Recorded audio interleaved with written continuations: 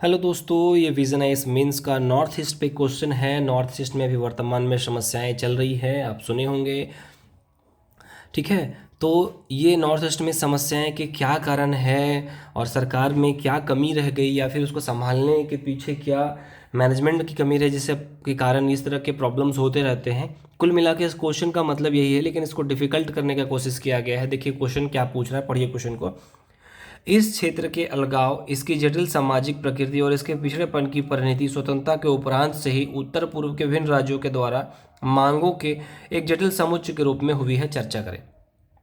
ठीक है, अब देखिए कुल मिला के मैंने जो बोला इसका अर्थ वही है। अब स्टार्ट मैंने कैसे किया, देखिए। आज़ादी के पूर्व उत्तर आज़ादी के पूर्व उत्तर पूर्व का ज़्यादातर क्षेत्र असम कहलाता था। आज़ादी के बाद अनेक राज्य धीरे धीरे असम से अलग होने की मांग करने लगे, तब जाके मिजोरम, त्रिपुरा आदि राज्यों का निर्माण हुआ। अच्छा संदर्भ है, मैंने सिंपल में सारा प्रॉब्लम बता दिया है कि असम एक बड़ा राज्य था, उससे धीरे धीरे राज्य सब अलग हुए हैं। ठीक है, देखिए आगे मैंने क्या लिखा है। उत्तर पूर्व राज्यों में अलगाव, जटिल सामाजिक प्रकृति के अनेक कारण हैं। ठीक है, पहला, नॉर्थ ईस्ट में जनजातीय विविधता, जैसे गारो, खासी, जैंतिया आदि। वहाँ गारो, खासी, जैंतिया वो जो ट्राइबल्स हैं, तो उनका क्या है कि उनमें सांस्कृतिक विविधता कई बार देखा जाता है। ठीक है, तो टकराव होने की संभावना रहती है। और जैसे कि आप जब अपनी संस्कृति को माफी चाहता हूँ, अपनी संस्कृति को दूसरे की संस्कृति से ऊपर समझने लगते हैं तो जाके टकराव होता है। नहीं तो आप अपना जी रहे हैं, वो अपना जी रहे हैं, कोई हस्तक्षेप नहीं है, तो विवाद होने की संभावना बहुत कम रहती है। देखिए सेकंड पॉइंट, यह क्षेत्र भौगोलिक दृष्टि से घने जंगलों और पहाड़ों से घिरा हुआ है। ठीक है, भौगोलिक आकृति के आधार पर अलग अलग संस्कृतियां देखने को मिलती है। भौगोलिक आधार पर, जैसे भौगोलिक आधार पर संस्कृति अलग क्यों होती है, क्योंकि पहाड़ी और मैदानी क्षेत्र की संस्कृति एक नहीं हो सकती है। उनको उस तरह से जीवन यापन या रहन सहन या वेशभूषा का पालन करना पड़ता है। ठीक है, असम राज्य ने अपने अधिकृत क्षेत्र में असमी भाषा थोपने का प्रयास किया। ठीक है, असम राज्य ने क्या हुआ कि जो अपना अधिकृत क्षेत्र उसमें असमी भाषा थोपने का प्रयास किया, जिसके कारण विवाद, मेन मुद्दा यही होता है। जैसे कि एक सिंपल सा एग्जांपल समझिए कि पूर्वी पाकिस्तान जो है वो बांग्लादेश क्यों बना। पूर्वी पाकिस्तान बांग्लादेश इसलिए बना क्योंकि पश्चिमी पाकिस्तान जो आज पाकिस्तान है, उसने क्या किया कि उर्दू भाषा थोपने की कोशिश की पूर्वी पाकिस्तान में। अगर वो, और दूसरी बात है कि जो यहाँ विकास का काम करते थे वो पूर्वी पाकिस्तान में भेजते ही नहीं थे, ऊपर से उर्दू थोप रहे थे। तो कभी भी आप संस्कृति थोपते हैं ना, तो उससे आपका जो जोग्राफिकल एरिया है वो बंटता ही बंटता है।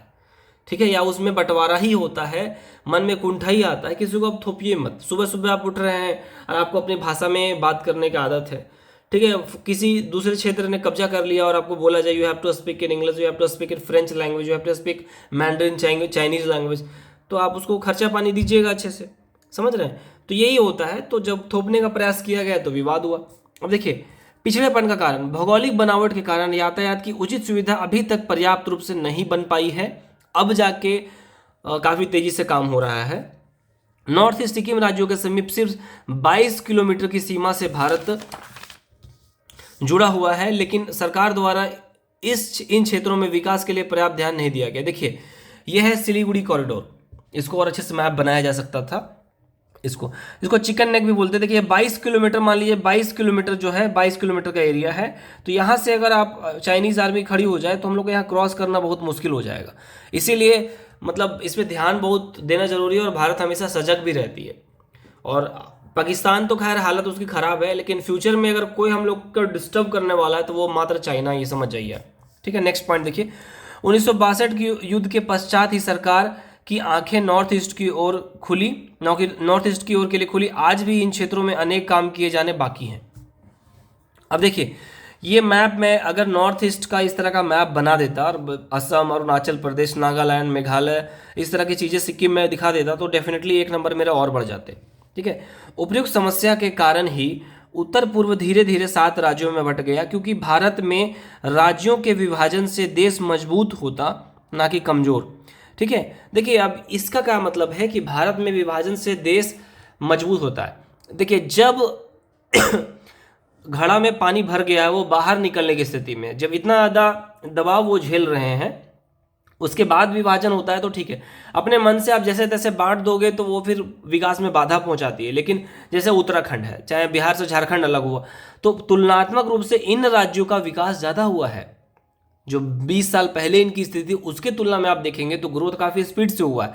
तो जब कोई डिमांड करता है कि हमें अलग होना है तो उससे भारत में विकास देखने के लिए मिले हैं। चाहे पहले साउथ में डिवीज़न किया गया हो, चाहे आज़ादी के समय कुछ आज़ादी के तुरंत बाद राज्यों का बड़ा किया गया हो, चाहे अभी लेटेस्ट में तेलंगाना भी राज्य जो बना है, देखिएगा उसका विकास होगा। ठीक है, अब यहाँ पर ध्यातत्व हो कि गोरखालैंड की मांग अभी भी की जा रही है।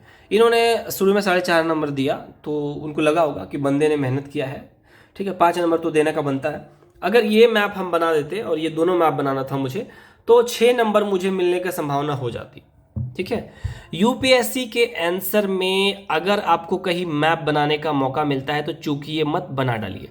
0.5 नंबर से आईएएस और आईपीएस की रैंकिंग ऊपर नीचे हो जाती है।